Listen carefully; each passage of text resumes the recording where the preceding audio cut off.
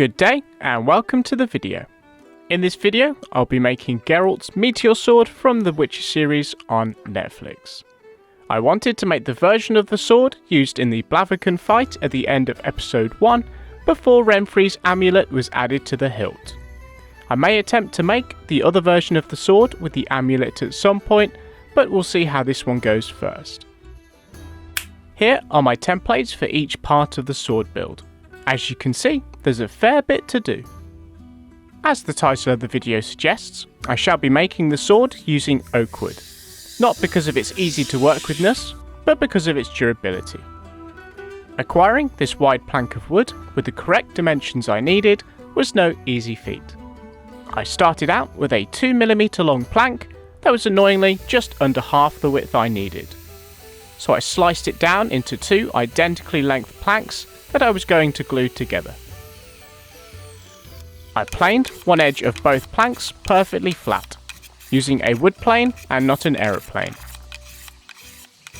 And then proceeded to drill 5 holes into each plank, hoping that the holes would line up perfectly with each other when it comes to sticking them together. I dolloped a thin line of PVA glue along one of the flat sides and used my finger to spread it thinly around. I then glooped a glob of glue into every hole and smushed a 6mm dowel in there too. Now that the wood is sticky, I can join the two planks and place them in a vise to keep them in line whilst the glue dried. I cleaned up any erupting white stuff and placed some weight on either end to keep everything flat, using anything heavy I could find. A day later, once the glue had dried, I pulled the united plank out of the vise and sanded the shit out of it.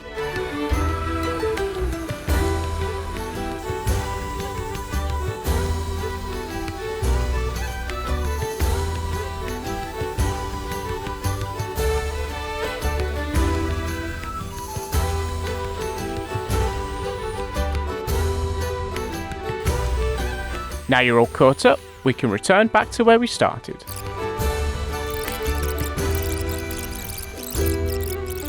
To attach the paper template to the wood, I used some Pritt stick that I stole from my local school. I gave a generous coating to one end and stuck it down along the centre of the plank. Then I worked my way along, gluing a bit at a time until the template was stuck down and completely straight.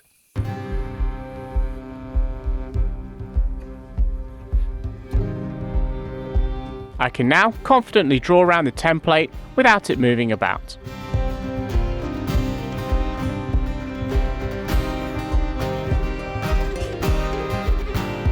After that, I cut out and peeled away the fuller. If you didn't know, the fuller is the groove along the centre of the blade, which is used to make the blade wider during smithing and not to channel the blood of your enemies, which is commonly what it's thought to be used for. For more random facts to fuel your hungry brains, consider subscribing. Now, we return to the outdoors. I start off by sawing away as much wood around the blade as comfortably possible using this table saw.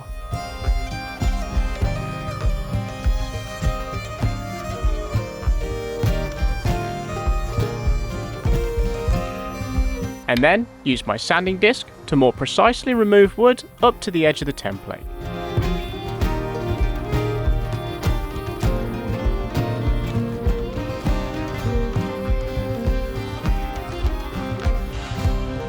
I then use a handsaw to roughly cut away excess wood at the base of the blade.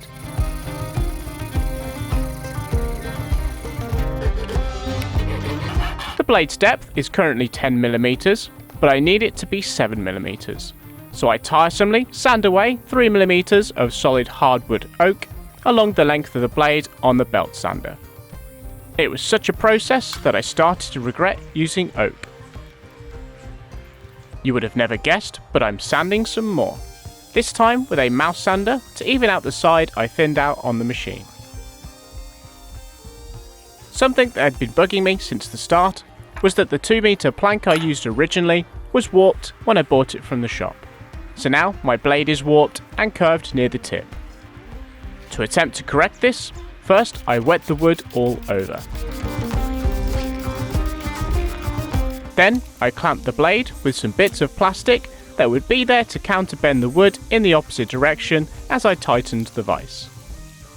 I left the blade to dry and correct itself for a day whilst I worked on the rest of the sword. I start out by cutting the grip template out of 46mm wide, 25mm deep plank of oak using my coping saw.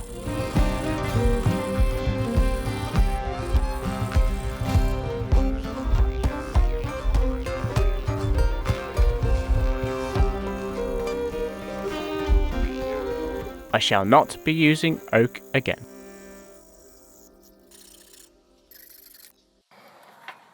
Then I cut around the crossguard template after that.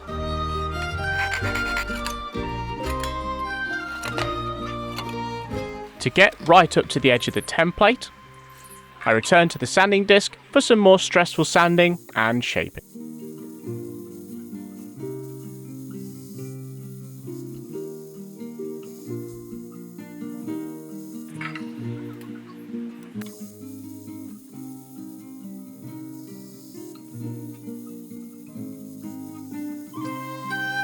This little piece here will eventually sit between the crossguard and the grip, so I sanded it into an oval shape on the machine.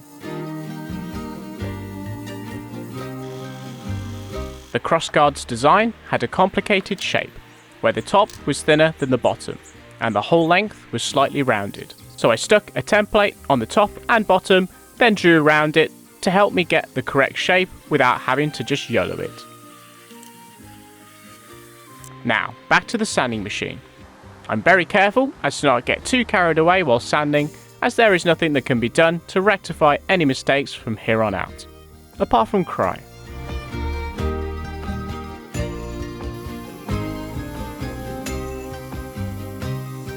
Once I was happy with the crossguard, I moved on to shaping the grip using some drawn-on circular shapes at the top and bottom.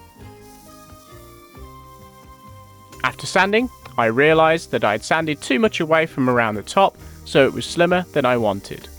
However, that's a future Dan's problem now. This chunky boy will eventually become the pommel at the bottom of the handle. To start with though, I needed to sand it into a cone shape.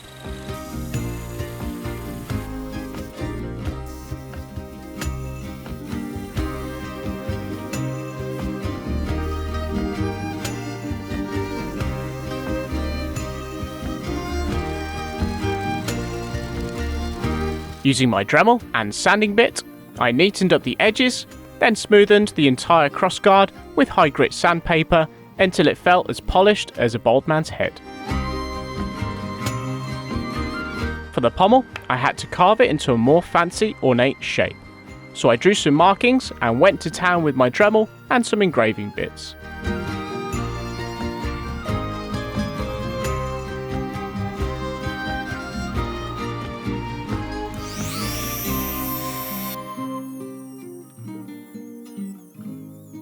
I then whipped out my file to neaten up around the neck.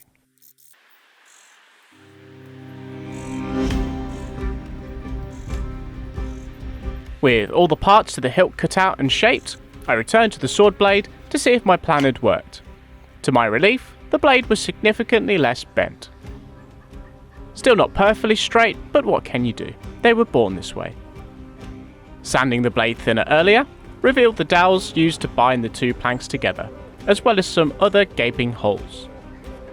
To fill the holes, I simply used wood filler and my finger to smush and spread the oily substance into any visible gaps along the blade.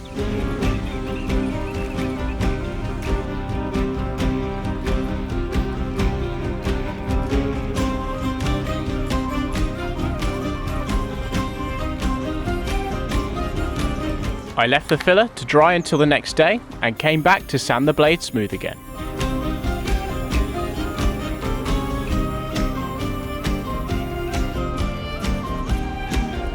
Off camera, I reapplied the blade template onto both sides this time so I can mark out where the filler is going to go.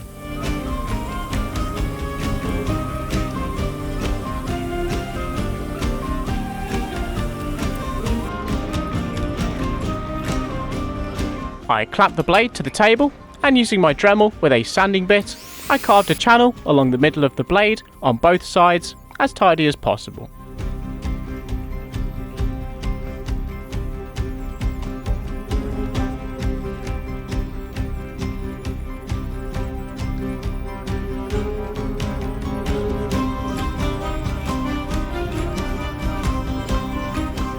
Then coming back with a round file to tidy up the channel.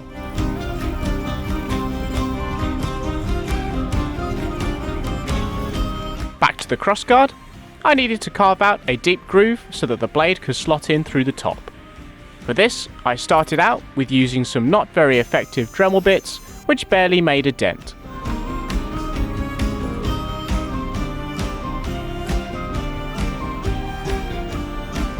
So I treated myself to some tungsten carbide engraving bits, which made quick work of the task.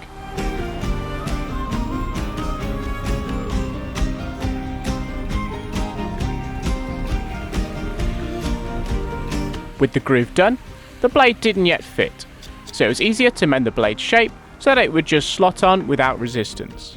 I used a file to dowelify the end bit so that the crossguard would fit on most of the way.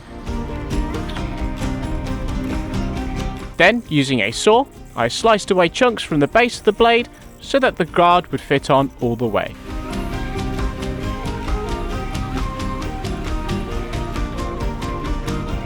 With that sorted, I next carved a shallow space out of the oval piece so that a lip would appear around the edge.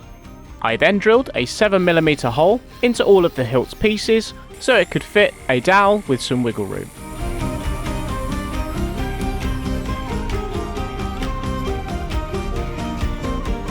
One of the last things to do was to make the blade more typically blade shaped. For this, I returned to the belt sander for the last time and began angling the 4 halves of the blade one at a time so that they would meet as a not too sharp ridge on the edges.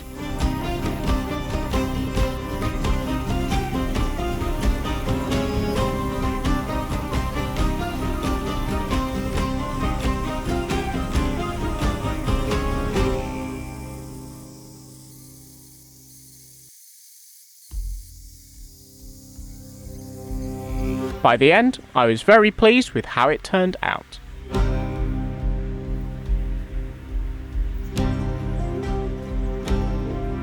This intentional design at the base of the blade needed to be more pronounced. So I grabbed my bastard file and filed a distinguishable edge dividing the base and the blade on all 4 halves.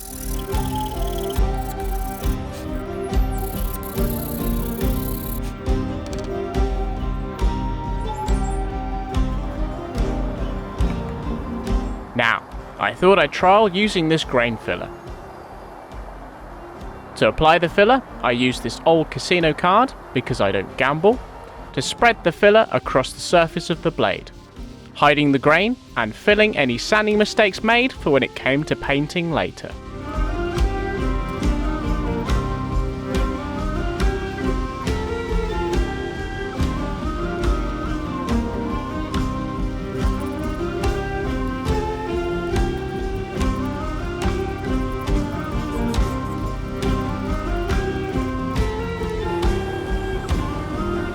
I then left the filler to dry for an hour and sanded it smooth using high grit sandpaper before applying another layer.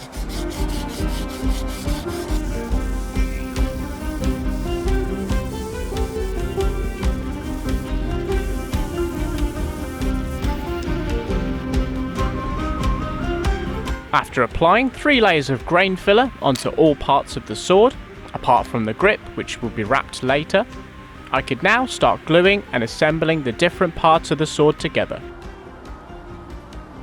For now, I'll only be gluing the oval piece to the bottom of the crossguard, as I will need to be able to separate the rest of the pieces later to paint and decorate. I spread the contact points with PVA glue like spreading butter on toast. Then I aligned the pieces where I wanted them and squeezed them together in a vise, forcing them to form a lifelong relationship overnight. In the morning, I returned to free this now conjoined couple and then temporarily assemble the rest of the sword together for the showcase. I hope you enjoy.